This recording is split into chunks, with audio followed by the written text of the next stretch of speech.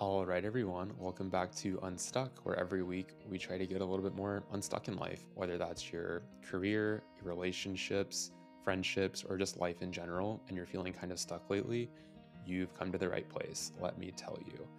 So, this week I want to talk about a problem that I get asked about quite frequently because my podcast is all about finding your purpose and following your passion and creating a life that you're extremely proud of and that you can say is fulfilling to you and that is aligned with your dreams. And one of the questions I always get asked immediately when people hear the topic of my podcast is, well, what if I can't afford to follow my dreams? Or what if following my dreams will risk my financial stability? And this is absolutely a fair concern. And it really is one of the main reasons that a lot of people never really make the step or take the plunge in order to follow their dreams or chase their dreams or create the life that they want. But to me, what I want to do is clear the way for you and tell you what that problem is doing for your mindset currently, how it's blocking you from creating the life that you want, and how you can get rid of that, how you can actually overcome it. And I'm going to give you strategies to actually overcome this notion of like financial stability being a core prerequisite to actually chasing the life that you want, because it is possible to have both. You are able to chase your dreams and pursue the life that you want, as well as having financial stability. It's just a matter of strategizing and figuring out how to do both of those things at once. A lot of people keep their desires and dreams locked away behind this fear of financial stability because it's a comfortable place to be, right? It's comfortable to know that you're getting a next paycheck, that you have a job, that you have a 9 to 5 that's stable. It's predictable, because I've talked about this before, but your brain heavily rewards predictability. If your brain understands what your next day will look like, it's happy, even if that is detrimental to your mental health and other pillars, or even if it's not the position you want to be in life. Your brain rewards comfort and predictability. So in order to get out of this cycle, you have to do things that challenge that. You have to do things that are inherently uncomfortable. And that's the whole premise of this work. I personally know that I did this for the longest time. I always assumed, I can't really pursue what I want because I have a job currently and I'm successful in that job. And like I paid for college to get this job and I've been climbing the corporate ladder for the past 10 years. And I know that if I keep doing this, I'll keep getting rewarded and I'll get more money. But at the end of the day, that's not fulfilling to me. And if I predict and if I look forward to the future, to when I'm 90, 95, granted I make it that long, and then I think back on what I did with my life, I won't care about how much money I made. I won't care about how many years it took me to make director, how many hours I spent toiling over the pursuit of senior director or vice president. What I will care about is, did I live a fulfilling life? Did I meet my potential? Did I make myself proud? Did I make an impact on people? Did I make an impact on the world? So I would say if you're in this position of like constantly having this push and pull and this tug of war between what do I do that's going to be financially stable and what do I actually want to do with my life? What do I actually want to pursue? Then this episode is for you. Focusing on the former and financial stability and always putting that as the number one priority will keep you stuck in a position that is not fulfilling and that is not for you. So there are two main strategies that you can take in order to help negotiate this balance between financial stability and pursuing your passions. First one is, if you're truly serious about pursuing your passions and you're fed up with the life that you've been living and you want more out of life and you want more for yourself, what you're going to do is start today. Every time you get paid, put away a little money. I don't care if it's $1 every paycheck. Everybody can afford to put away $1 a paycheck. Hopefully it's more, hopefully it's like 5, 10, 15, whatever you can save it. Put it in a savings account and never touch it. What you're gonna do is continue to build up that savings over time until you get to a place where one day you feel good about the fact that, okay, if I actually wanna give myself a little bit of runway to pursue my passions, I have a little bit of a nest egg to fall back on if things don't go my way. Everyone I've talked to that has quit their 9 to 5 or quit their job in order to pursue something that they're passionate about has done this step first, and it's actually let them get the stress out of their head and let them get out of their own way in order to pursue their passions, because they're not bringing the stress of the money and they're not bringing the stress of, okay, how will I pay for for my next meal or how I'm going to pay for rent next month. They're not bringing that to their passion, because that will impact your passion. And then down the road, whenever your passion is impacted negatively like that, people can pick up on that. And that gets expressed in what you put out to the world. Everyone that I've talked to and interviewed that has actually made this leap of pursuing their passion has told me the exact same thing, that this forcing function of actually pursuing what you want in life and making the step, taking the leap, that is what actually makes you successful, because you have no other choice but to succeed at it. So you will do anything it takes to make that happen. Ask yourself this: what are you willing to do for your new life? What are you willing to do to not go back to that place you were at before you started pursuing your passion? If the answer is anything, then great, you already have your answer there. Whenever you have that 3 months of runway after you've built up your savings and you try to pursue your passion, try everything and anything to make it work. You will have 3 months of cleared runway ahead of you. Don't go on trips, don't get distracted. Focus on your project and your passion and see what happens. I promise you'll be blown away by the result, and you will absolutely be taking the first steps to pursuing a life that you actually care about. And honestly, the work you need to do when implementing this strategy is to rewire your limiting beliefs. We all have this belief within ourselves that we absorb over time that we have to pursue something that makes sense financially, right? We have to pursue something that will put food on the table, that will secure our safety for the future. And that's understandable. It is expensive to live in America these days, and honestly, anywhere in the world, it's expensive. But I would challenge you to rewire the belief that the only way to make money and the only way to succeed is by following something that's financially stable or that's secure. People are out here making money doing the most insane shit you can possibly imagine.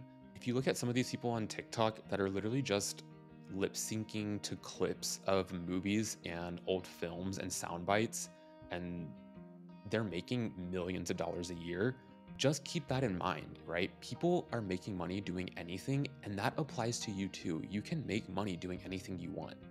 It's just a matter of believing in yourself and believing in this process of trusting yourself and self-actualization and taking the step to commit to making a better life for yourself.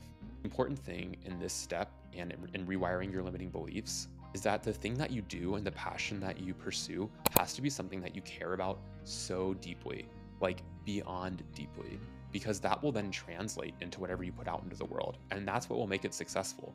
We as humans can inherently pick up on that. We can pick up on someone's passion and their gifts whenever they're pursuing something that they're deeply interested in. That special thing that I just described, that's the reason people become successful, because whenever anyone else comes across their content or whatever it is that they're selling and they want to consume it and they believe in it and they believe that that person is genuinely good and interested in what they're doing, that triggers something subconsciously within us that helps us, that makes us want to support them. And strategy number 2 is kind of a parallel to strategy number 1. And sometimes you can even do these at the same time. But strategy number 2 is going to be testing the waters. You're going to start testing out, putting feelers out there while you still have your financial stability and you still have that safety net of your job and your stable income. If you have time, you're going to start putting feelers out there. Try starting a side hustle on the weekends. Don't use the weekends to escape from your weekdays. Use the weekends to build the life that you want. Try out side hustles, try out projects, try out hobbies, talk to people, start talking about things, talk about the projects that you're picking up. See if you can add to your routine before taking away. See if you can add some time and space to pursue your side hustles and your passion projects on the side while you still have that financial stability, and just test the waters, see what sticks. This is a strategy that I'm taking. I still have a corporate job. I still rely on that for my income, but I know there's more for me out there in the world. I know that what I should be doing is putting my message out there, helping other people, being a resource for people that have struggled with the same things that I struggle with. And that's what I want to be doing. But at the same time, I've gotten to a place where I can carve out time on the weekends and in the evenings during the weekdays to work on this project that I want to do, because I haven't been able to take the leap of just following my passion yet. I do have the savings if I wanted to pursue that, but for me right now, it makes more sense to just test the waters and see what's happening. But I will say, even if you're testing the waters, the same notion from strategy 1 still applies. People will pick up on the fact that you are deeply invested in your passion, even in your side hustles. So you need to make sure that you're carving out enough time and energy to still be putting forth the effort that you want to be and that you need to be in order for this to be successful. That's the precursor to strategy 2. One of the other tools that you can implement while pursuing this strategy is writing a business plan. And this is something I talked to my therapist about. I felt like I wasn't getting the traction I wanted to in terms of my podcast, and I wasn't really able to visualize how I would turn this into my life and my career, even though I'm deeply passionate about it. And she challenged me. She said, well, why don't you write a business plan? And I was like, well, I don't know what that would look like, and I haven't made any money yet, but my plan is to make money. And she goes, why not write a business plan? If you're willing to do anything to make this work, then why aren't you writing a business plan? Why haven't you thought about how you're going to turn this into a career? If you're serious about it and you will do anything to not go back to your prior life, what are you willing to do? And I told her anything. And she said, okay, if the answer is anything, write a business plan, get to work. And that kicked my ass into gear like no one has before. And let me be that person to do it for you. Write the business plan, do it right now. If you're serious about your passion, take a step back, ask yourself, okay, this is my passion. How can I actually make this a career? Write down the steps that you would need to take and what would need to be true in order for you to actually make this a viable career path. And that once you write the business plan down, it triggers something in your brain that lets you know that it is possible to make it happen. Even if the steps of the business plan look daunting and they look challenging, at least it's possible. You've drawn a map of how to get from point A to point B. Point B being your dream life, point A being this comfortable financial safety net that you're in right now that's not taking you anywhere in terms of fulfillment or purpose. Whenever you write this down on paper and your brain literally visualizes that this is possible and this is a viable plan, it doesn't matter what the steps are in between A and B. Your brain has made the connection that point A can lead to point B, but you just need to be willing to put in the work. And 99% of the time, it won't look like the roadmap you've drawn out, but at least it gives you somewhere to start. It gives you a strategy.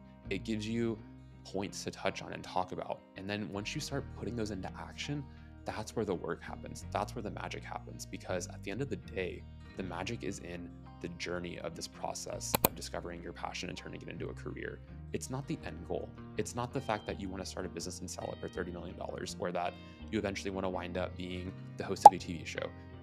The important work happens along the way and in that business plan that you're writing, right? That's whenever you actually develop into the person that will become one day ready for the things that are waiting for you in the outcome scenario. But you have to be able to do that work and focus on the path to get there instead of the end journey. Because if you focus only on the end journey, you're going to burn out the second that you don't see success.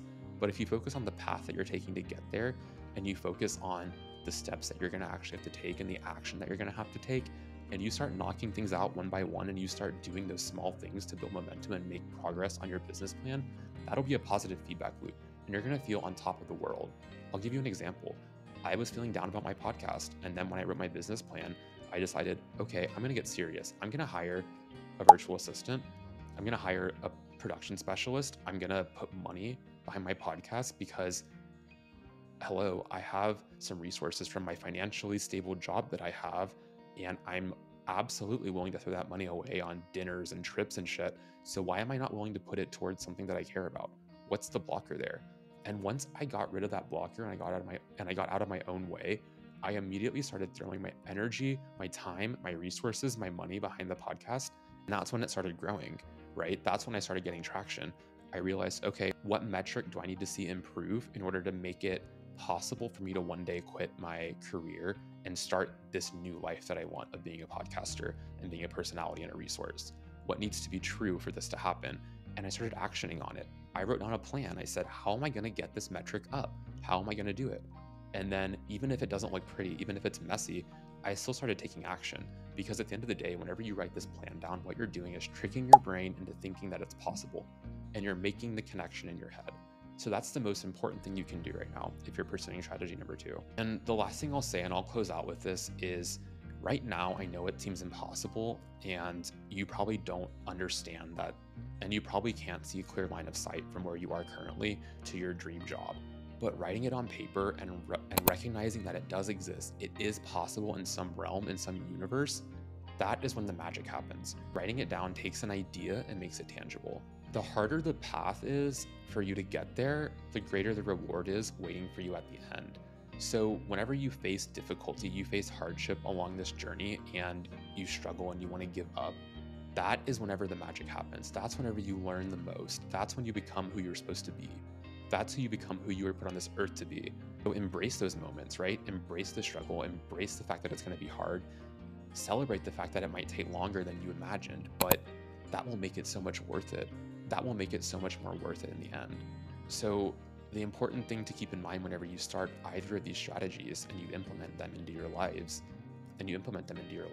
is realizing and reframing this concept that even if I don't see success right away, the harder it is for me and the longer the journey, the longer the road, the more reward is waiting for me at the end, because the magic happens along the journey, and the longer it takes and the harder that is, more evolved and the smarter you'll become at the end of the journey, because that struggle and what you've just struggled doing and like the length of that journey has prepared you to become the person that is deserving of the reward at the end of the journey.